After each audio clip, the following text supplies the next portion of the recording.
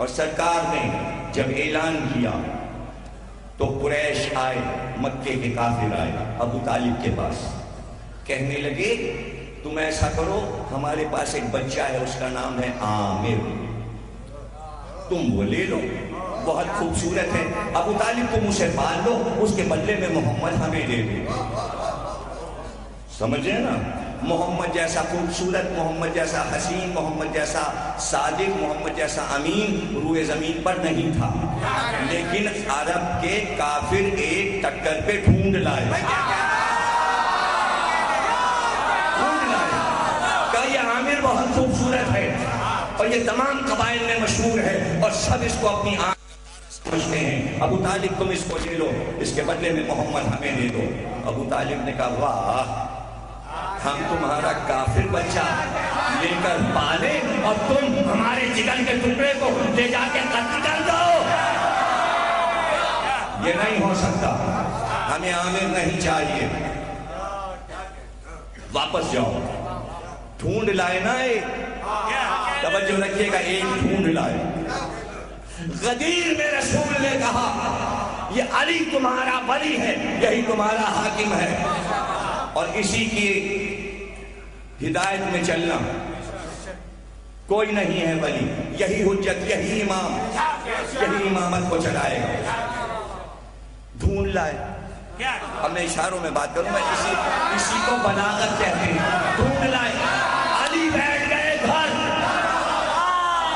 انسان ڈھونڈ لائے، ابھی ڈھونڈ لائے تو ڈھونڈ لائے، علی بیٹھ گئے، پھر علی بھی کائنات سے الوداعی بچوں کو گلے لگا کے رخصت ہوئے، حسن آ گئے، چند دن 6 مہینے کے اندر ڈھونڈ لائے۔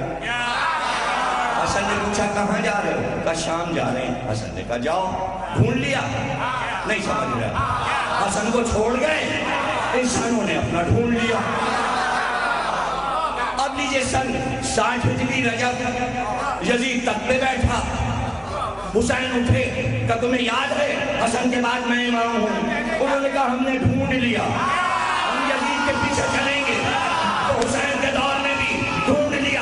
اب پھر سے سنو، محمد کے ٹکر پہ بھی ڈھونڈ لائے، علی کے ٹکر پہ بھی ڈھونڈ لائے، جملہ ضائع نہ کرنا، حسن کے ٹکر پہ بھی ڈھونڈ لائے، حسین کے ٹکر پہ بھی ڈھونڈ لائے، لیکن کربلا کے بعد زین العابدین کی ٹکر پہ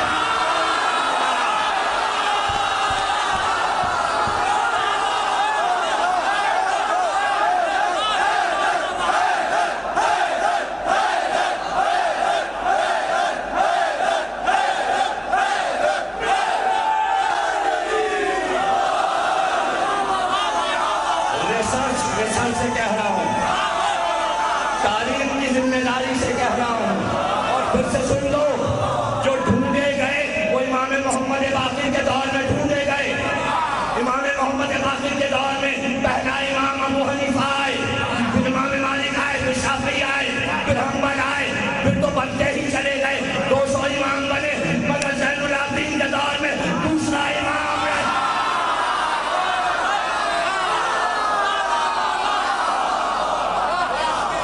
نہ کوئی خلیفہ، اس لیے کہ جب یزید مر گیا تو تخت خالی ہو گیا، نہ اس دور میں کوئی بادشاہ، نہ کوئی امام، نہ کوئی ولی، نہ کوئی صوفی۔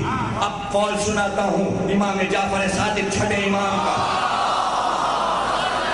اور یاد رکھنا یہ وہ نقطہ ہے کہ جو اتحادی نقطہ ہے، اور اس کو ہمیشہ بچے یاد کریں۔ امام کا قول سنا رہا ہوں، امام نے فرمایا اگر بعد کربلا تمام مسلمان میرے دادا زین العابدین پر اتفاق کر لیتے اور متحد ہو جاتے تو کبھی فرقے نہ بنتے۔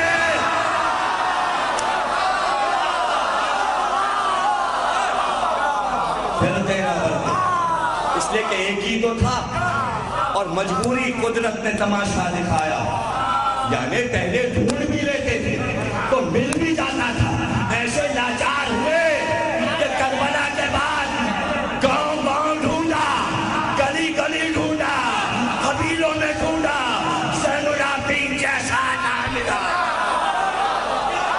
کہاں سے لاتے اتنے سجدے، کہاں سے دکھاتے؟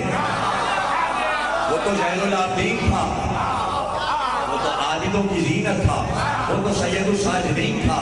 اتنے سجدے کہاں سے لاتے، ایسا کردار کہاں سے لاتے؟ نہ ملا، کوئی نہ ملا. جب کوئی نہ ملا تو امام نے کہا ہے بھائی اب جو ہم کہتے ہیں وہ کرو، اب جو ہم کہہ رہے ہیں وہ کرو. یہ جو ہم نے دعائیں سنا دی، دعاؤں میں ہم نے شریعت بتا دی، شریعت کی کتاب تمہیں دے دی، شرعی مسئلے سمجھا دیے، لیکن میرا پسندیدہ کام ہے رونا اور عزاداری اور ماتم. یہ ہے ماتم.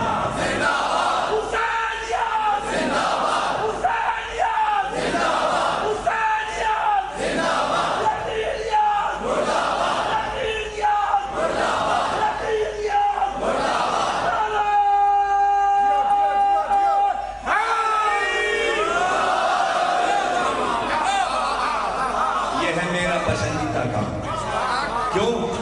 اس لیے کہ شریعت کو سہارا ملے گا عزاداری سے. کچھ سمجھایا امام نے. درخت ہم نے لگائے ہیں، کربلا میں سب لٹ چکا تھا. ارے درخت تو سب فدق میں ہی سوکھ چکے تھے. جب نئے درخت لگائے جاتے ہیں تو درختوں کو پانی کی ضرورت ہوتی ہے. جملہ میرا یاد رکھنا، زین العابدین نے شریعت کے درخت لگائے تو آنسوؤں سے سچائی کی ہے.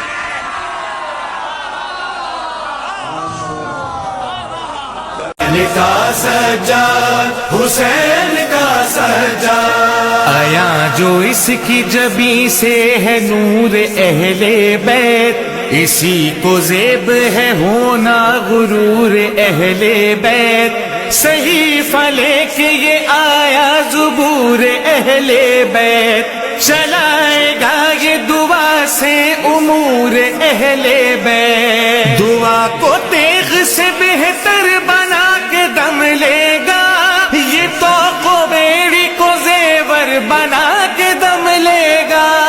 حسین کا سجاد، حسین کا